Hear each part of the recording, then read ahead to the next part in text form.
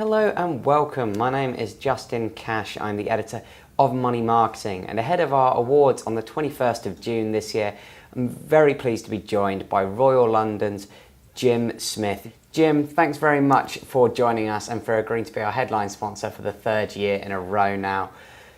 Just talk through why you've lent your support again to the Money Marketing Awards. Why Royal London decided to sponsor the Money Marketing Awards this year for the third year in a row is because we think it fits with a lot of the values of Royal London.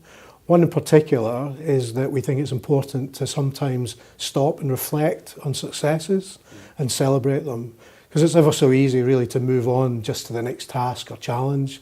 But it's really important sometimes, I think, and the company thinks, to stop and recognise great achievements. And over the last 12 months, there's been some fantastic achievements which the awards dinners will recognise clearly. I think the other bit is that Royal London has been a staunch supporter of intermediaries, for a long, long time. And it's a great way for us to underline that and also show our commitment to intermediaries going forward.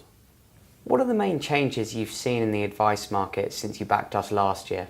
What I think has changed in the market since the last time we sponsored the awards is in the protection space, we've seen a continuation of consumers going on the web and really doing a lot of their own research. We've seen the emergence of the remote non-advised space of distribution and aggregators on the web. They're growing from a small base, but it's still significant growth. Interestingly, at the same time, we've seen further growth of the advised protection market. So I think they're serving different consumers with different needs and in some ways supplying very different solutions. In the DB space, clearly we've had some interesting times and probably many more to come. So we've had Pension Freedoms drive, an expansion of that market, and we've got a lot of business potential there, but also a lot of scrutiny that's started to come through from the regulator. So there's kind of a double-edged part benefit, part kind of risk in there that's a big change from last year, I think. And finally, what we haven't seen is the growth in the restricted advice space that was predicted.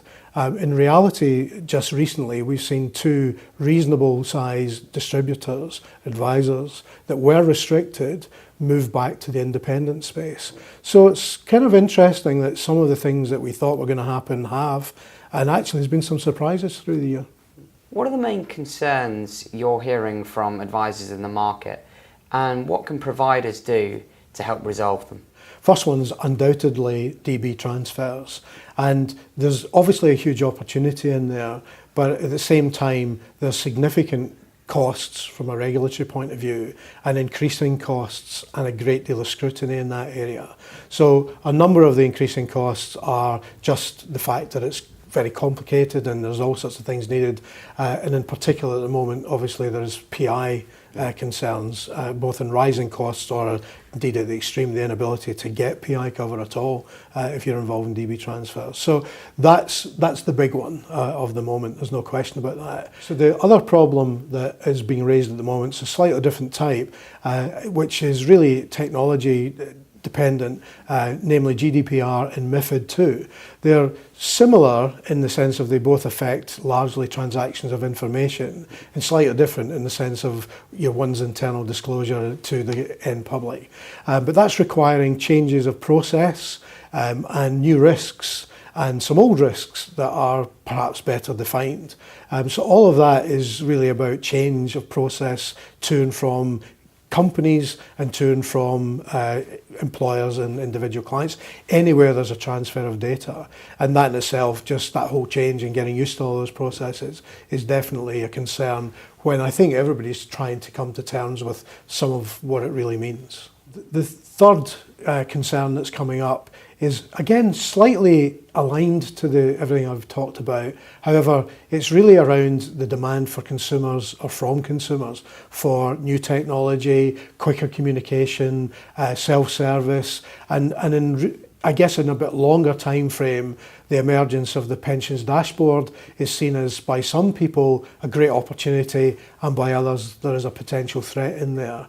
The other bit that's connected to there is open banking, and how, again, the disruptor aspect of how the banks might use open banking and some of these technologies to create a kind of new service level, and how do we react to that.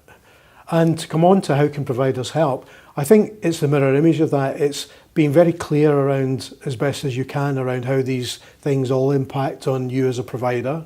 It's great communications, both in the sense of client communications to pass on to advisors and data that advisors are requiring. And you want that to be accurate and fast, the first time ideally. It's also giving an insight to the guidance from the FCA. So we've done a number of white papers that look at the options for people transferring from DB schemes, and we've got plans to do more of that. And thirdly, it's supplying technology which intermediaries can exploit from the positive sense to communicate to clients. So things like income drawdown review services, and utilising our scale of economy of technology build into providing good quality service and information flows that can go straight through to the end customers. What innovation or best practice has really stood out for you amongst advisors this year? We fundamentally believe in the value of advice. So we've done some joint research with the International Longevity Centre recently, which has been published and shows that an individual who receives professional advice throughout their lifetime is most likely to be £40,000 better off than someone with equivalent asset at the beginning who doesn't receive any advice. So fundamentally, the process of giving advice and advising clients we see as incredibly valuable. So secondly, what we've seen is more use of technology to improve the cost of providing that advice, or the reach of that advice, through better communication mechanism. And specifically in the protection advice world, we've seen a lot of protection advisors move away from purely price into a more benefits-led recommendation. And I think that's a very good thing, because some of these situations are very complicated, claims are complicated. The client in a commoditized world can understand price. Most people can. However, the variability of benefits when things will be paid is quite complicated, particularly when you come away from pure life cover, such as income protection and critical illness. And that's definitely something which we think is a very positive move over the last 12 months. How optimistic do you think we should be about the health of the advice profession right now? I'm hugely optimistic about the health of the advice profession right now. The reality is all our markets are underserved in the sense of consumer cover or ratio of savings. And I think auto-enrolment, pensions freedom, RDR, has all helped to create a lot more awareness with the general public at all levels around the need to provide for themselves, whether that's in a protection sense of, whilst I'm in accumulation, I need to save for perhaps my retirement, my shorter term savings for other things, but I've also got to protect my ability to earn and what would happen to my dependents if I die. So I think that whole awareness piece, which has come through from all the changes that are going on, just improves the discussions and the awareness to say, well, the state isn't going to provide everything, I need to do things. So if that market is underserved, fundamentally everyone needs our services.